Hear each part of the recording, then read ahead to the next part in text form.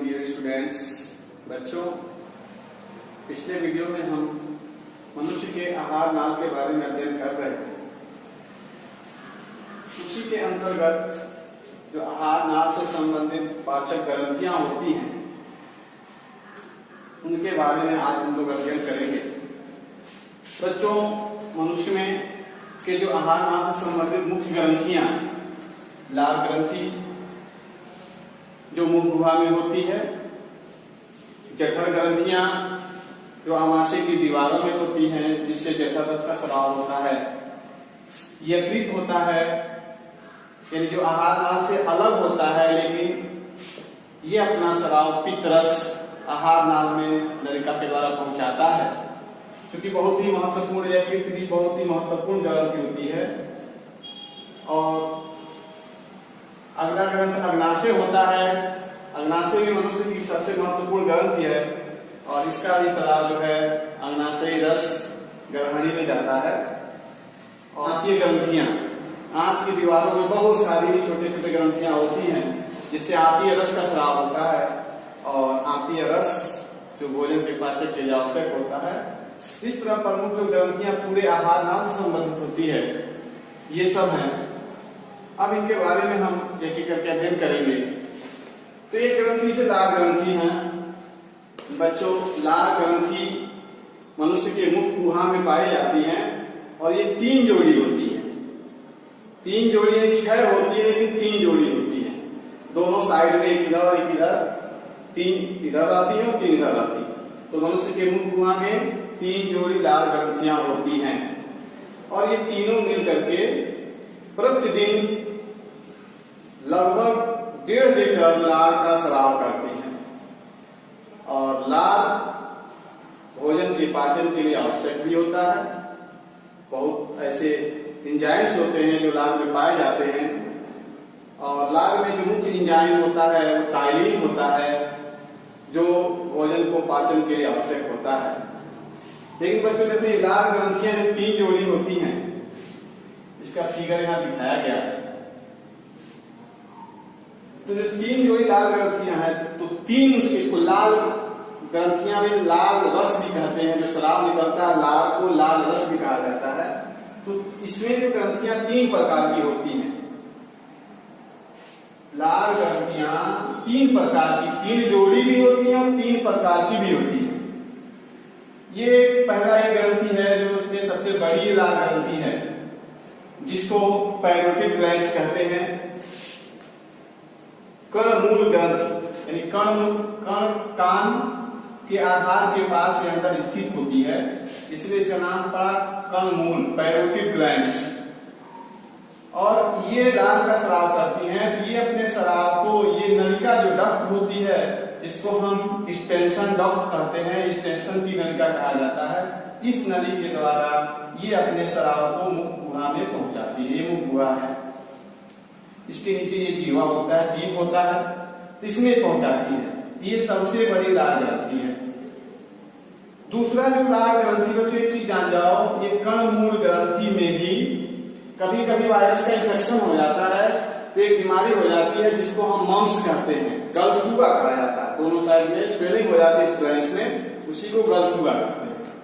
दूसरी जो ग्रंथि होती है इसके बाद, ये जो ग्रंथि है जिसको वो सबमैग्नेटिक ग्रंथि कहते हैं, अधोहनु ग्रंथ कहा जाता है। इस ग्रंथ का स्राव जिस नली के द्वारा मुख गुहा में, यानी जो कृंतक दांत होते हैं उसी के निचले जबड़े के पास इसका जो है स्राव निकलता है इस नली के द्वारा। तो इस नली को कहा जाता है वार्टर की नलिका, इसको कहते हैं वार्टर की नलिका। तीसरा जो ग्रंथि होती है वह जीभ के नीचे स्थित होती है, इसलिए इसका नाम पड़ा अधोजिह्वा ग्रंथ। जीवा मतलब जीभ, अधो मतलब नीचे होता है, तो जीभ के नीचे इसका स्राव निकलता है। ये होता है, इसको अधोजिह्वा ग्रंथ या सबलिंगुअल ग्लैंड्स कहते हैं। इस तरह बच्चों, मनुष्य के जो मुख गुहा में 3 तरह की लार ग्रंथियां होती हैं जिससे लार का स्राव होता है। बच्चों, लार में एक एंजाइम उपस्थित होता है। ये लार में उपस्थित एंजाइम, एक एंजाइम होता है जिसको कहते हैं टाइलिन। टाइलिन इसमें होता है, टाइलिन। बच्चों ये लार में उपस्थित मुख्य एंजाइम है जिसको हम सैलाइवरी एमाइलेज भी कहते हैं। सैलाइवरी एमाइलेज, इसको सैलाइवरी एमाइलेज भी कहा जाता है। यह भोजन में स्टार्च को यानी मंड को शर्करा में बदलता है। यानी भोजन को जब मुंह में चलाया जाता है तो भोजन में उपस्थित जो स्टार्च होता है उसके कुछ पार्ट को ये शर्करा माल्टोज में शर्करा में बदल देता है। तो वो टाइलिन के अतिरिक्त लार में लाइसोजाइम्स पाए जाते हैं जो जीवाणुओं को मारने का कार्य करते हैं और लार भोजन को आसानी से निगलने में मदद करता है। तो इन ग्रंथियों का मुख्य स्राव लार ही होता है। जो दूसरी ग्रंथि होती है जठर ग्रंथियां, तो जठर ग्रंथियां आमाशय, जो आमाशय होता है उसकी दीवारों में पाई जाती है। इनकी संख्या करोड़ों में होती है। छोटी छोटी जठर ग्रंथियां आमाशय की दीवारों में पाई जाती हैं और इन ग्रंथियों से जठर रस का स्राव होता है। बच्चों लोकेशन के बेसिस पे जो जठर ग्रंथियां होती हैं वो 3 प्रकार की होती हैं। जैसे आप पढ़े होंगे आमाशय के 3 भागों में अध्ययन किए होंगे, इसी आमाशय होता है। इस तरह जो आमाशय का रीजन है, ये जो पार्ट जहां पे ग्रास नदी आके खुलती है तो ये जो रीजन होता है, ये जो क्षेत्र होता है इसको हम कार्डियक भाग कहते हैं। ये जो क्षेत्र होता है जो उठा हुआ होता है इसको फाइंडिक रीजन कहा जाता है। ये फाइंडिक भाग होता है, ये कार्डियक भाग होता है और बाकी जो पार्ट ये बॉडी का है उसका, ये जो भाग होता है जहां से आमाशय से छोटी आंत जुड़ी रहती है, ग्रहणी जुड़ी होती है, उस रीजन को कहा जाता है। ये जो तीसरा रीजन होता है इसको पाइलोरिक कहा जाता है। ये 3 क्षेत्र में ये इसकी मेन बॉडी होती है, ये पढ़े हैं आप। इसी लोकेशन के बेसिस पे 3 तरह की लार ग्रंथियां होती हैं। जैसे कार्डियक ग्रंथियां तो कार्डियक रीजन में होती हैं, इनकी संख्या कम होती है और इसमें पित्त जठर रस का स्राव बहुत कम होता है, यानी जठर रस स्राव करने वाली ग्रंथियां यहाँ पे कम होती है। दूसरा जो रीजन होता है फंडिक रीजन, फंडिक भाग, इस भाग में सबसे अधिक जठर ग्रंथियां पाई जाती हैं, इनकी संख्या बहुत अधिक होती है और इसी ग्रंथियों से जठर रस का स्राव होता है। बच्चों जो जठर रस निकलता है फंडिक ग्रंथियों से, उस रस में जो प्रमुख एंजाइम उपस्थित होते हैं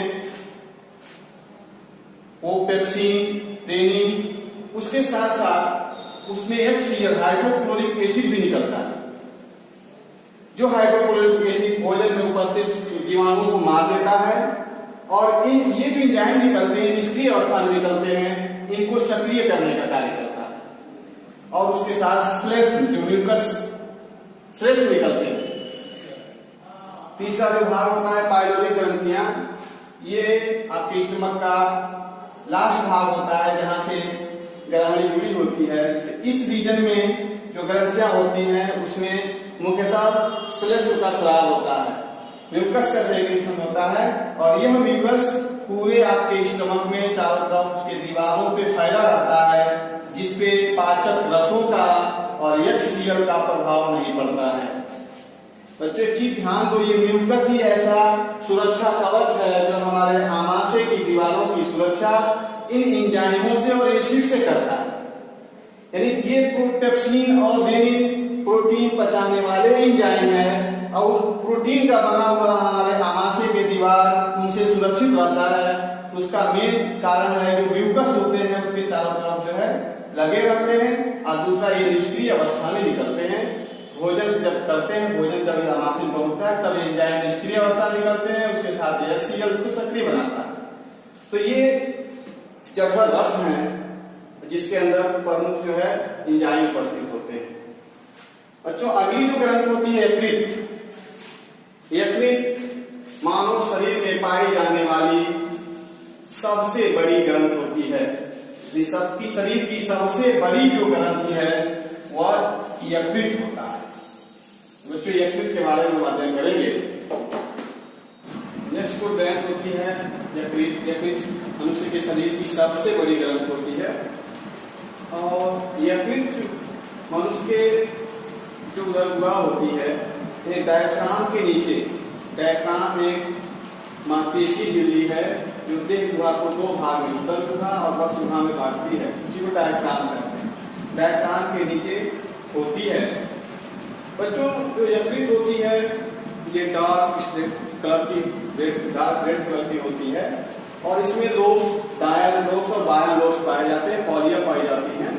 बाईं पाली छोटी होती है और दाईं पाली बड़ी होती है। तो यकृत का फिगर आप देख रहे हैं, इस दोनों पालियों जो बनी होती है उसके अंदर छोटे छोटे बहुभुजीय पिंडक होते हैं। उन पिंडकों को ग्लीसन संकुट या ग्लीसन कैप्सूल्स कहते हैं। इन पिंडकों से मिलकर ये लोब बना होता है और उन पिंडकों के इन कैप्सूल्स के अंदर हेपेटिक सेल्स होते हैं, यकृत कोशिकाएं होती हैं। तो यकृत एक बहुत ही इंपॉर्टेंट ग्रंथ होती है, लेकिन पाचन के संबंध में मुख्य जो इसका स्राव होता है, जो पाचन के लिए आवश्यक होता है, वो होता है पित्तरस। दाहिने लोब पर एक थैली रखी होती है जिसको हम गॉल ब्लैडर या पित्ताशय कहते हैं, जिसमें इनके द्वारा स्रावित पित्तरस इकट्ठा होता है और समय समय पर यह जो है पित्त नली के द्वारा भोजन में मिलाया जाता है। तो लीवर से पित्त नली निकलती है, ये पित्ताशय है, पित्त की थैली है, यहाँ से पित्त नली निकल करके ग्रहणी में मिली जाती है। यहीं पे जो अग्नाशय होता है, पैंक्रियाज होता है, वो पैंक्रियाटिक डक्ट के द्वारा इसका स्राव यहीं आगे मिलता है। इन दोनों एक साथ ग्रहणी में जुड़ते हैं।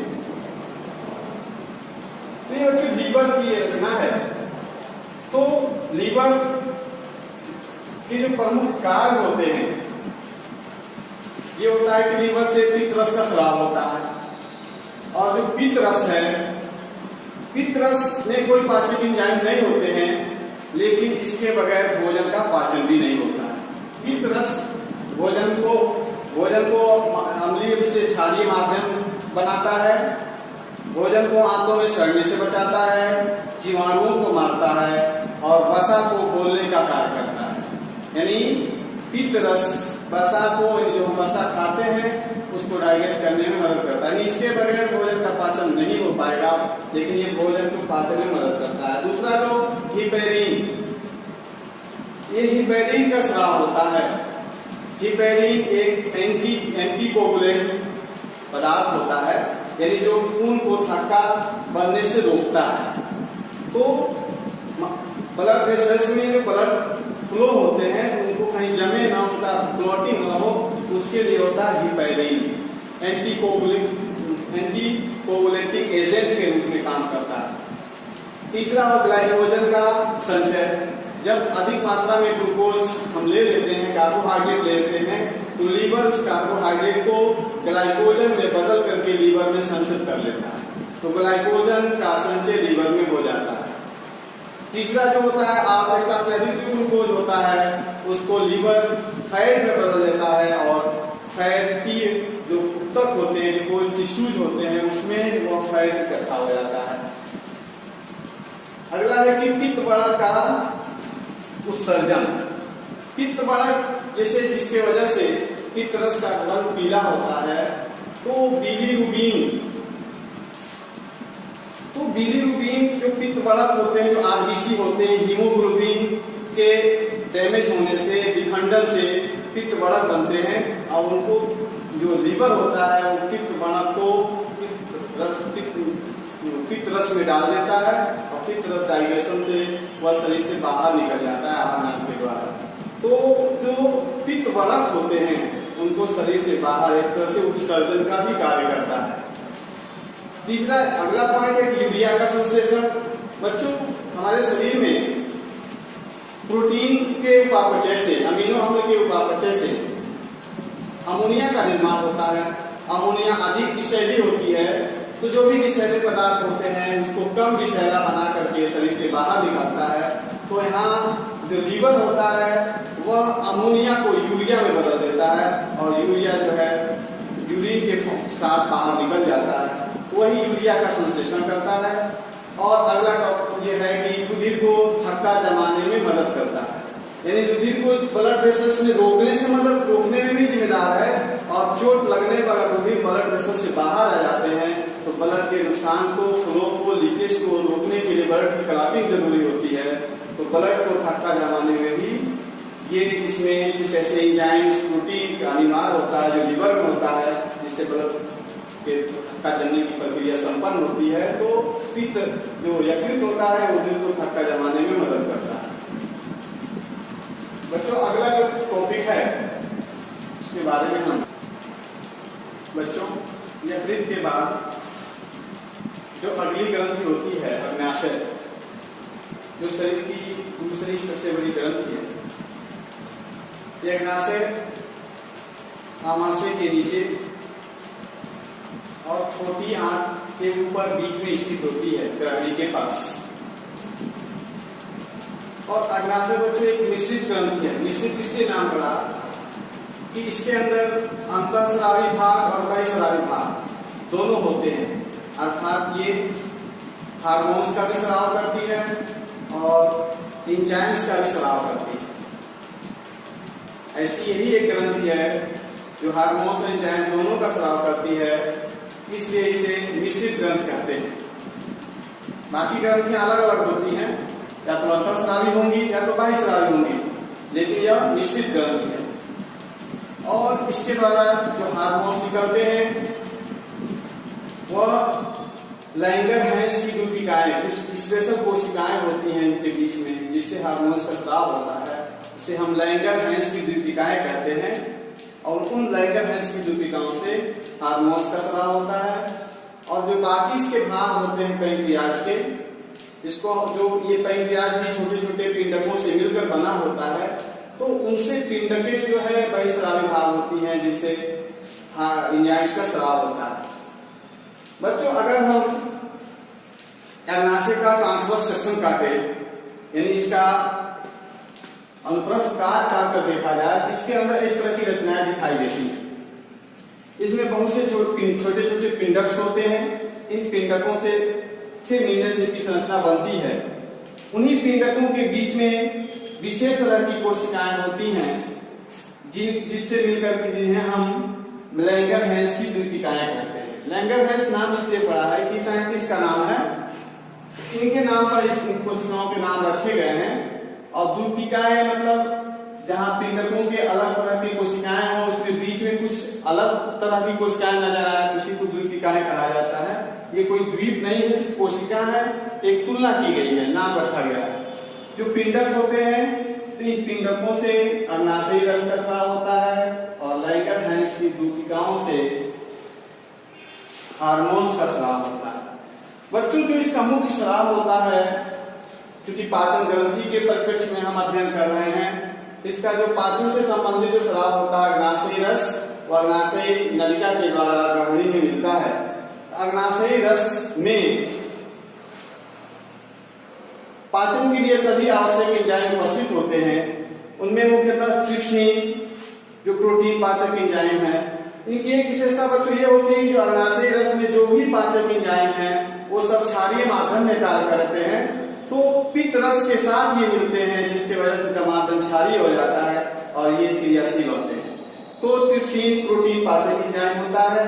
काइमोट्रिप्सिन ये भी प्रोटीन को पचाता है। लाइपेज इसको स्ट्रेप्सिन कहते हैं, ये वसा को पाचन में सहायक होता है। और एमाइलेज एंजाइम होते हैं जो कार्बोहाइड्रेट स्टार्च के पाचन में सहायक होता है। तो इस तरह बच्चों ये अग्नाशय से मुख्यतः जो पाचक रस निकलता है उसमें पाचन के लिए सभी आवश्यक एंजाइम उपस्थित होते हैं। बच्चों, अग्नाशय के अंदर जो अंतःस्रावी भाग होता है, जिसको लैंगरहैंस की दूतिकाएं कहते हैं, तो लैंगरहैंस की दूतिकाओं में दो तरह की कोशिकाएं होती हैं, अल्फा कोशिकाएं और बीटा कोशिकाएं। एक कोशिका और होती है जिसको हम गामा सेल्स भी कहते हैं, लेकिन मुख्य जो हार्मोन्स का स्राव होता है इन्हीं दोनों कोशिकाओं से होता है।